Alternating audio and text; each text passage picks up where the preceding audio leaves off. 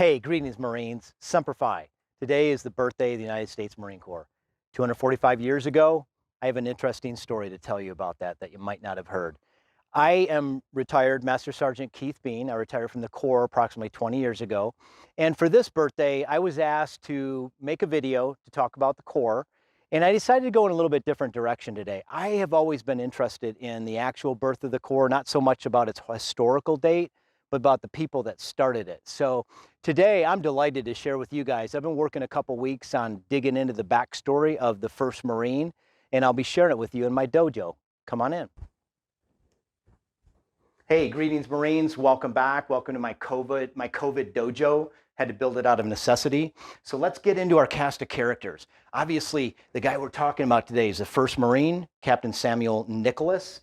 This was my first kind of stub toe along the historical journey. I have been led to believe my entire life that his last name was ended in LS, and it's actually LAS. So right away, as soon as you get some data that causes you to check your assumptions, you've got to open up and say, okay, I need to check them all. There's probably something here. And as I dug into this story and started connecting some dots, we have an interesting cast of characters that emerge. Henry VIII, the Pope, the Roman Catholic Church, the Church of England, the Freemasons, the Quakers, George Fox, and this covers a couple hundred years of DNA brewing, if you will. Cool story. So let me start out with, we're going to start with Henry VIII. Roughly 1534 is when they put the line down and said, we are no longer part of the Roman Catholic Church. The entire world was upended. This was 8.0 magnitude earthquake type stuff in the religious community. So he starts the Church of England, and his motivation behind this is, it's obviously Shakespearean. He wants an annulment from his first wife because she cannot produce an heir. Goes to the Pope and asks for that annulment. Pope says no.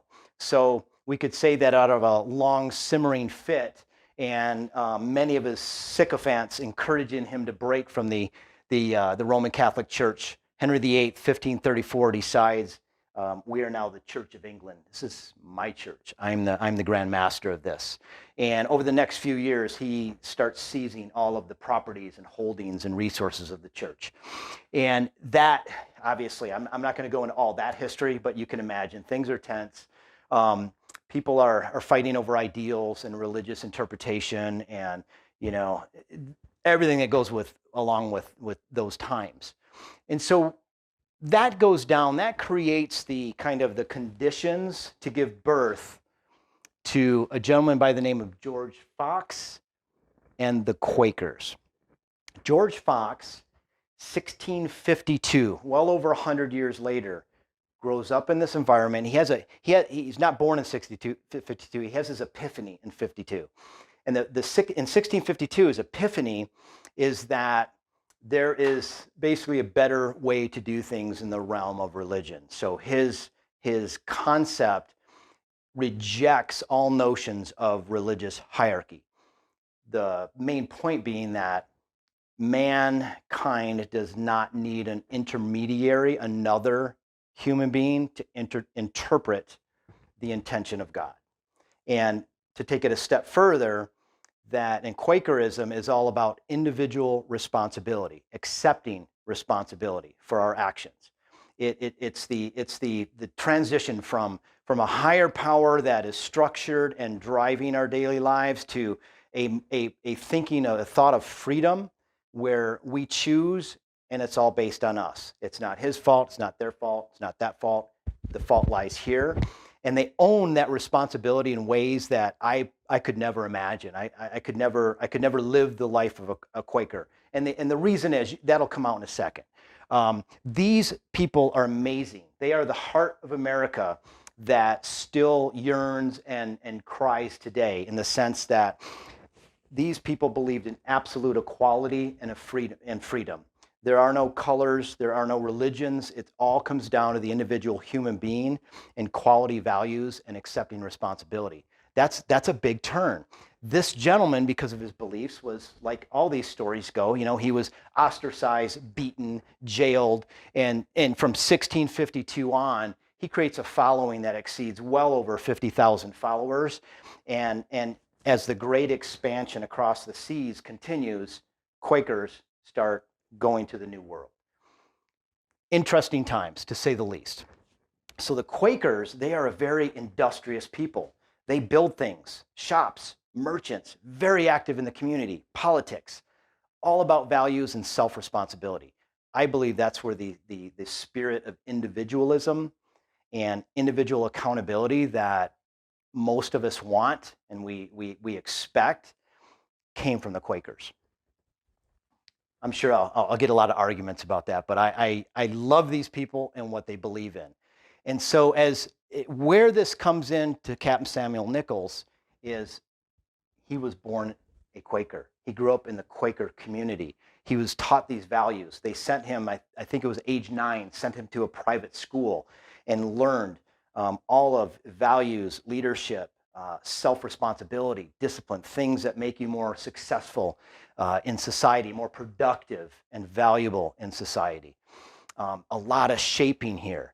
And then at some point, we have all this stuff brewing, in pre-Revolutionary War America. And before the Quakers came over, and before the Quakers were existed, we have this organization called the Freemasons. The Freemasons are the other part of the connection of this guy right here. Because here's what's going on at the time. You have revolutionary America, and there's a lot of things going on. There's a lot of different voices in this equation. And on the 10th of November in 1775, the Continental Congress put pen to parchment and on paper created the Marine Corps. I'm not so sure that could be considered the birthday of the Marine Corps, because it was on the 18th is when they had called in Sam Nicholas the Quaker, Sam Nicholas, the brother of the Freemasons, and I'll explain that relationship in a little bit. And it was on the 18th when Sam said, I will do this. I will take on that mission. And I think that's really when the Marine Corps was born. It was the right guy, the right time. And so when you have this incredible foundation of accepting individual responsibility, accepting responsibility for your actions, that's where it started. It's absolutely amazing. So what's going on in Sam's life that lead him to be able to make this decision? Well, there's a couple of interesting things about Quakerism, and one of them is the fact that they refuse violence. So they are the non-violent, the gentle people. So these are the Gandhis, these are the Martin Luther King's believers that you never need violence to affect change. You can protest, but you don't need violence to do it. And so in all the wars, the main contingent of Quakers do not fight. But what really made them interesting was they absolutely got their hands dirty. And what I mean by that, in the blood of helping people. This is where our heroic corpsmen come from. Gentlemen who might not want to pick up a rifle, but they're still on the battlefield with us, helping. I mean, and you see this community doing this. There's references throughout history where we won't fight, but we will help clean up the mess. We will help save people during this awful mess called war. So Captain Samuel Nichols, he marries. He's not a Marine yet, and the family he marries into, they have ownership of a couple taverns. One of them is called Tun Tavern. The other one is called the Conestoga Tavern. And so in these taverns is where the founding fathers would meet, the Freemasons, Ben Franklin, George Washington. They're in these two taverns, Tun Tavern and the Conestoga. This is where the meetings took place. So Sam Nicholas, he's right in the middle of this. And what's interesting about him, he's an outgoing guy. He's a networker. So Sam knows lots of people. He's already sailed over to China back and forth a couple times on merchant missions. He's a man of the world. He's got the pioneer spirit to go to a different land and do something different. And so here's this guy he's a popular figure in the community. He helped co-found a hunting club where all of his Freemason bubbas, they're all hanging out together. So this is where the rest of the story, where it kind of clicked for me. I'm not a Quaker and I'm not a Mason, but really looking at these groups objectively, you come to find out that this group and this group are very similar. Okay, both of them, and when you think about the founding of the country, is based on deism, where deists do not believe in a defined God, this is my God and I don't trust your God. They believe in an overarching, non-defined goodness of God. No definition, no religion whatsoever. Very similar right here, same right here. Christian Judeo values, but non-hierarchical, okay? Huge difference. So the Freemasons, when you think about the Freemasons, it's an incredible journey and a story on who these people are. Today, I mean, I have Freemasons that are they're my best friends and they're amazing people. So they have an incredible story to tell themselves. But the essence of the Freemason, the stone cutter, to turn stone into something that can protect us. That's where I found the heart of the protector.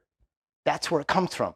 For millennia, the skills and the strong arms that swung the hammers and the chisels that built the structures to protect the community, that's who these guys are. They still are. So when I look at all this, I'm going, okay, what this ultimately tells me is that this was a great guy, man, and the sacrifice that he made. And this is probably the thing that I get choked up about talking about this, because I had to take a second. So the Quakers, if you do violence, you get exiled. You're no longer welcome in the community. That's how rigid that is.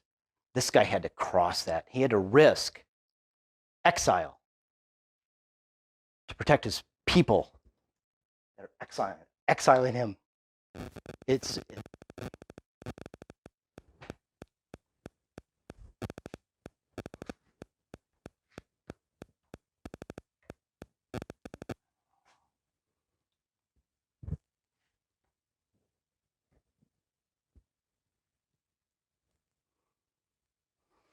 That's the courage. That's where it comes from.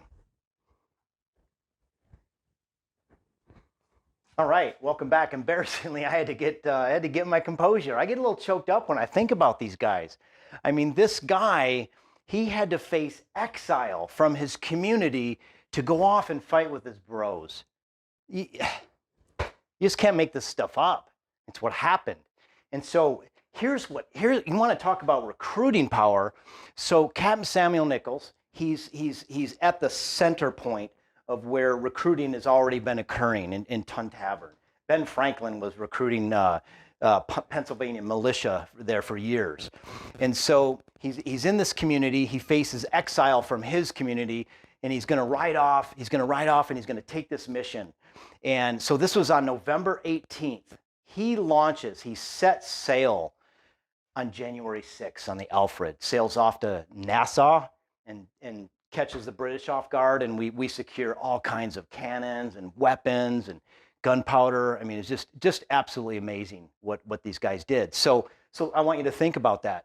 The Continental Congress, declared that there will be two battalions of Marines led up by a colonel, 2 lieutenant colonels, 2 majors, and I think it was officers of various blah, blah, blah, right? So this guy here, we have to hold him accountable because he blew the deal for all of us. So Continental Congress, 1 colonel running this operation, right? What does Captain Sam do? Good fashion, what all Marines are used to. We're always doing work way above our pay grade, right?